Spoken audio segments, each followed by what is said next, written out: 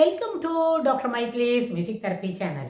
இன்றைய பதிவிலேயும் discipline is a cornerstone to success என்ற தலைப்பில் சில செய்திகளை நம்ம பகிர்ந்துக்கலாம். சில பதிவுகளாகவே இதற்கு தொடர்புடைய செய்திகள் தான் நம்ம பார்த்துட்டு வரோம்.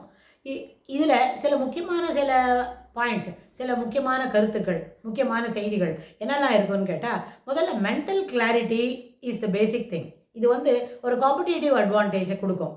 எப்படின்னு கேட்டால், 2 பேருக்கு நடுவில் நம்ம இருக்கோம், இல்லை ஒரு வகுப்பறையில் 30 பசங்க இருக்கிறாங்க, அவங்களோட நம்ம பழகணும், அந்த இடத்துல நம்மளோட வெற்றியை காட்டணும் அப்படின்னு சொன்னால், அந்த ஆசிரியரை பொறுத்தன வரைக்கும் அந்த வகுப்பறையில் இருக்கிற 35-40 பசங்களுமே நல்லா படிக்கணும்னு எதிர்பார்ப்பாங்க. அவங்க வெற்றி என்பது எல்லாரும் நன்னா படிக்கிறது தான் டீச்சரை பொறுத்தன வரைக்கும் வெற்றி. ஆனால் ஒரு மாணவன் என்ற முறையில் நாம் என்ன செய்யணும், நிறைய மார்க் வாங்கணும். இந்த நிறைய மார்க் வாங்கணும்ன்ற அந்த வார்த்தை 40 பசங்களுக்கும் பொருந்தும். All the students are equally they should take that. அது மாதிரி முயற்சி செய்யணும். ஆனால் சிலவங்களுக்கு காம்ப்ரிஹென்ஷன் ஒன்று இருக்கு இல்லையா, புரிஞ்சுக்கிற சக்தின்னு ஒன்று இருக்கும். புரிஞ்சுக்கிற சக்தி நல்லா இருந்தால் கூட ability to bring it back to the answer sheet, அது ரொம்ப முக்கியம். சிலவங்க நிறைய படிச்சுப்பாங்க, நிறைய கூட சொல்லி தருவாங்க. ஆனால் ஆன்சர் ஷீட்டில் வரும்பொழுது சில பாயிண்ட்ஸ் எல்லாம் மிஸ் பண்ணிவிடுவாங்க, சிலதெல்லாம் வேகமாக எழுதுவாங்க, சிலதெல்லாம் என்ன பண்ணுவாங்க, ஸ்கிப் ஆயிரும். சில பாயிண்ட்ஸ் எல்லாம் அதெல்லாம் இருக்கும். 1, 3, 5, 7ன்னு எவ்ரி ஆல்டர்னேட்டிவ் பாயிண்ட்ஸை முதல்ல எழுதுவாங்க. அதெல்லாம் சில சமயத்தில் மிஸ் ஆகும். ஆனால் அப்புறமா அவங்களே கேட்டபோது எல்லாம் விட்டு போனதெல்லாமே சேர்த்து சொல்லுவாங்க. இந்த எபிலிட்டி சிலவங்களுக்கு குறைவாக இருக்கிறதுனால, அதாவது சரளமாக தொடர்ச்சியாக எழுத முடியாதபடி போகிறதுனால அவங்களுக்கு சில நேரத்தில் மதிப்பெண்கள் குறைவாக வரலாம். அதனால் அப்போ என்ன ஆகும், மென்டல் கிளாரிட்டியை வளர்த்துக்கிட்டாவே அது பெரிய அட்வான்டேஜ், காம்படிட்டிவ் அட்வான்டேஜ். காம்படிட்டிவ் என்னென்னா முன்னுக்கு வரணும். நம்ம we want to show our self in the first. நம்ம ஃபஸ்ட்டு லைனில் காட்டிக்கணும். அதாவது இப்போ நல்லா ப்ராமினெண்ட்டாக படிப்பாங்க இந்த வகுப்பில் அப்படின்னா, அந்த வகுப்பு இருக்கிற ப்ராமினெண்ட்டை பண்ணுறாங்களா பர்ஃபார்மன்ஸை, அவங்களுக்கு நடுவில் நம்ம இருக்கணும்னு சொன்னால் அதுக்கு முதல்ல தேவையானது மென்டல் கிளாரிட்டி. மென்டல் கிளாரிட்டி இருந்தாலே நிச்சயமாக அது உனக்கு வெற்றியை தேடித்தரும். அடுத்தது, இந்த ஹார்ட் திங்ஸ்லாம், கஷ்டமான கேள்வி தான் முதல்ல எழுதுவாங்க, சுலபமாக இருக்கிறதுலாம் பின்னாடி எழுதுவாங்க.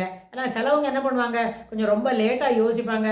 பரீட்சை நேரத்தில் அந்த டென்ஷனில் யோசிக்க முடியாது அப்படின்னு சொன்னால், to give confidence to those children, அவங்களுக்கு என்ன பண்ணுவாங்க, முதல்ல நல்லா தெரிஞ்ச கேள்வியை வேகமாக அந்த 10 கேள்வியோ 20 கேள்வியோ எத்தனை இருக்குமோ அப்படின்னு சொன்னால் 10x3 10x5 அந்த முதல் 50-60 மார்க்குக்கு தெளிவாக அட்டன் பண்ணிட்டா share your coming out successful, pass ஆயிடுவோம். ஆனால் கொஞ்சம் நிறைய மார்க் வாங்கினா தான் கிளாஸ் எல்லாம் வரும், என்ன டிஸ்டிங்ஷன் கிடைக்கும்னா அதுக்கப்புறம் யோசித்து எழுதலாம். முதல்ல வினாத்தாளை கையில் வாங்கினோடனே விடை எழுத துவங்கும் பொழுது நம்ம யோசித்துக்கிட்டு இருந்தால் நம்மளோட பர்ஃபார்மன்ஸ் டிலே ஆயிரும். மேலோவர் ரொம்ப ஸ்லக்கிஷாக இருந்தால் நல்லா படித்ததெல்லாம் மறந்து போகிறதுக்கு வாய்ப்பு உண்டு. அதனால் அது இல்லாமல் நல்லா தெரிஞ்சிருக்கிறதெல்லாம் வேகமாக எழுதிவிட்டோமான அதுக்கப்புறம் 2 கேள்விக்கு பதில் தெரியல, 2மே lumpy answer, moreover tough question அப்படின்னு சொன்னால் அந்த நேரத்தில் அதற்கு மட்டும் என்ன பண்ணலாம், யோசித்து எழுதிக்கலாம். அந்த நேரத்தில் போதுமான அளவுக்கு டைம் வச்சுட்டா போகிறோம். கடைசி 1 hour அது ஒரு டஃப் கொஸ்டின்ஸ் அட்டன் பண்ணுறதுக்குன்னு வச்சுக்கலாம். அப்போது இந்த காம்படிட்டிவ் அட்வான்டேஜ் இருக்கணும்னு சொன்னால் for that you should have the mental clarity, அது இருக்கணும்.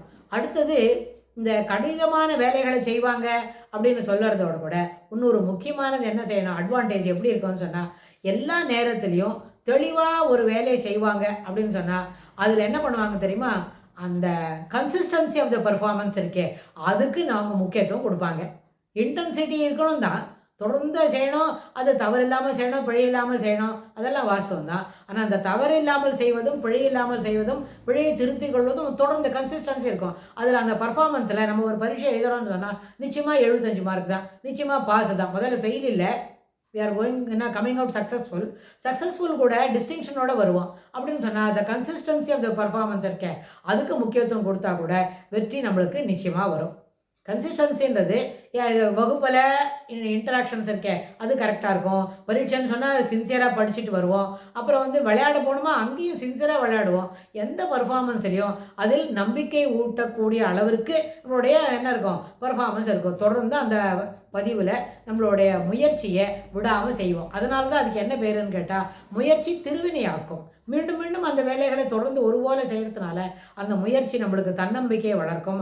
அந்த முயற்சியை நம்மளுடைய வெற்றிக்கு வழிவகுக்கும். அந்த முயற்சியை நம்மளுக்கு அக்கலோட்ஸ் அண்ட் லாரல்ஸை கர்டன் கொடுக்கும். சில பதிவில் சொன்னோம், சில பதிவுகளுக்கு முன்னாடி இது மாதிரி சின்சியராக இருந்தால் வெற்றி என்பது நம்ம படிக்கிற ரூமோட கதவு தட்டும் அப்படின்னு சொன்னோம். அதே மாதிரி இங்கே இருக்கே கன்சிஸ்டன்சி ஆஃப் த பர்ஃபார்மன்ஸ் இருக்கே அது என்ன பண்ணும், தொடர்ந்து செய்யும்பொழுது அப்பொழுது நம்மளுக்கு என்ன கிடைக்கும், வெற்றி என்பது நம்ம கிட்ட தான் இருக்கும். நம்மளை விட்டு நகர்ந்து போகவே போகாது. இதே வெற்றியிலே இன்னும் சில பேர் இதே போல் முயற்சி செய்தால் அவங்களுக்கும் வெற்றி கிடைக்கும் அப்படின்றதே நம்ம புரிஞ்சிக்க முடியும். அதனால் consistency of the performance rather instead of going for the intensity அது இருக்கும். Instead of going for the intensity we can stick to the consistency of the performance இருக்கணும். அதுக்கப்புறம் clarity of thinking, clarity of the performance இருக்கணும். அது ரெண்டுமே வெற்றிக்கு வழிவகுக்கும் சொல்லி இந்த பதிவை நம்ம நிறைவு செய்கிறோம். இதுக்கு தொடர்புடைய செய்திகளை வரப்போகிற பகுதிகளெல்லாம் பார்க்கலாம். தேங்க்ஸ் ஃபார் வாட்சிங்.